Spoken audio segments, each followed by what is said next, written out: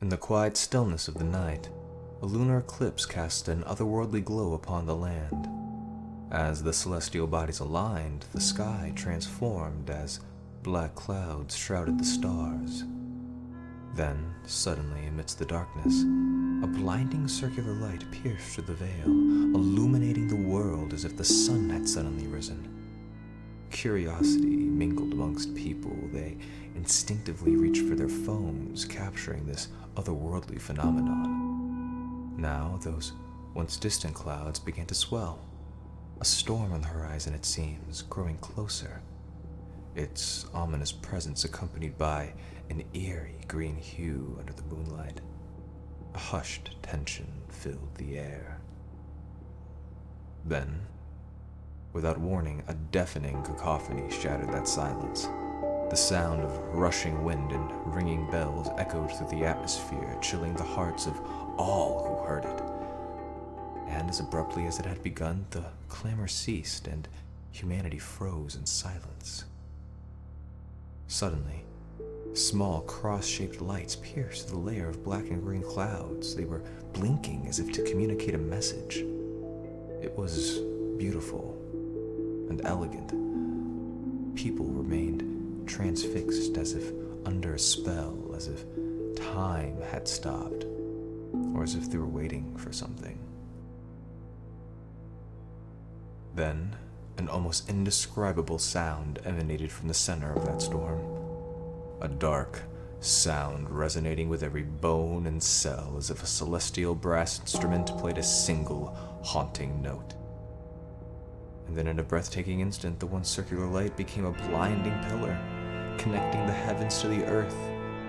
A thunderous crack shattered the air, reverberating through the earth, accompanied by a deep, bone-rattling vibration. From the base of the light, clouds of dust billowed forth, growing and spreading with an alarming speed. Those who attempted to flee from its path found themselves quickly overtaken. Others watched in frozen awe, their bodies decaying, mummifying in place. A grotesque monument to their futile escape. A fierce wind accompanied the advancing shockwave, tearing through and disintegrating buildings, trees, and children. The once vibrant landscape transformed into a desolate expanse of blackened glass, the remnants of a world consumed by devastation. The storm had seemingly done its work, its energy expelled. It dissipated as the sun began to rise. Those fortunate enough to survive emerged from the shattered ground like disoriented moles.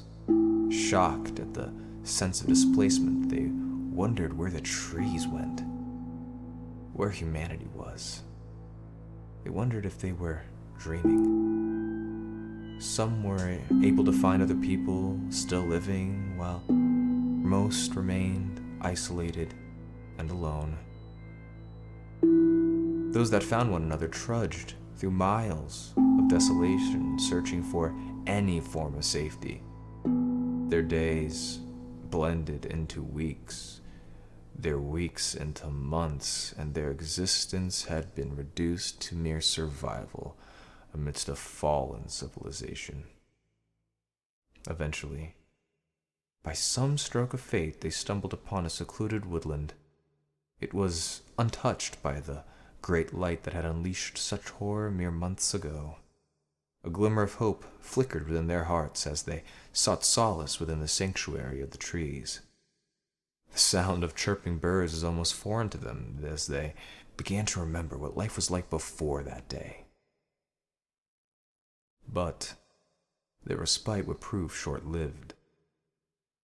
As the sun dipped below the horizon, eyes watched them from the depths of the forest, glowing like yellow lanterns in the dark. People who ventured out at night would disappear without a trace, assumed to be swallowed by these enigmatic beings that lurked in the shadows. Fear became a constant companion, pushing humanity to seek refuge in the safety of caves. This twisted relationship between the survivors and the nocturnal entities of the night endured for weeks, each night a harrowing dance of survival and fear. In their desperate moments, some survivors questioned the cause of this torment. Was it alien, a manifestation of divine retribution, or perhaps the machinations of some shadowy government? Tears would stain their faces as they cried out into the night, grappling with the agonizing uncertainty of why their prayers had seemingly gone unanswered. Yet, despite this overwhelming despair, the will to live burned within them. It was a primal instinct, a fierce determination to cling to life in the face of unspeakable horrors. And so they endured, clinging to one another, finding solace in their shared struggles. For years they lived in this woodland, forming new families and communities. The children growing up never knew of life before, and they embraced this one, this life of foragers and gatherers, this life of the woods. Then, one day, as some were sent to scour the landscape for provisions, the sky darkened once more. Day turned to night, and dread gripped the hearts of those that remembered. Everyone, even the children, knew the story, so they hid, playing dead in the hopes that the impending threat would pass them by. A beam of light shone upon one of the foragers, cascading across their motionless form, and a long vascular appendage extended from that light and gently touched their forehead. Tears streamed down their face as a flood of indescribable emotions and memories began to overwhelm them. It was an intimate moment of vulnerability, a violation.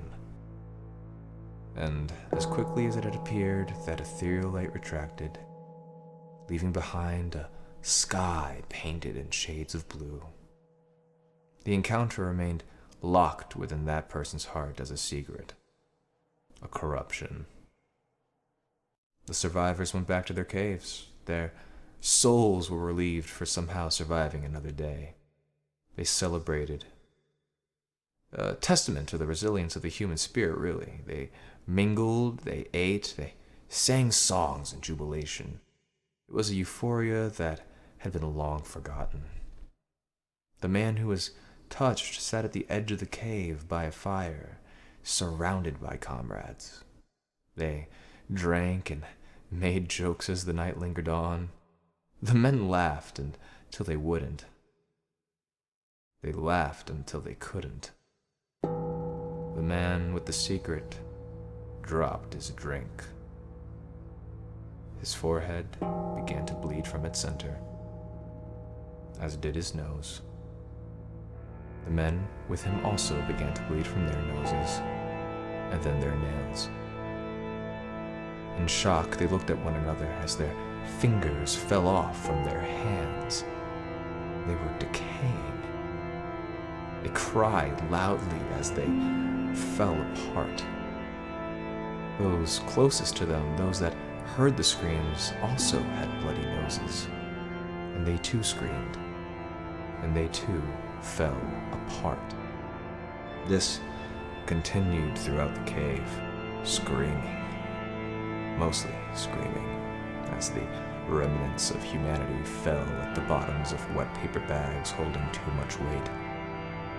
The man with the secret was the last to die, of course. When he looked up, he saw his parents, happy, smiling at him, as he was cradled by a being with the yellow lantern eyes.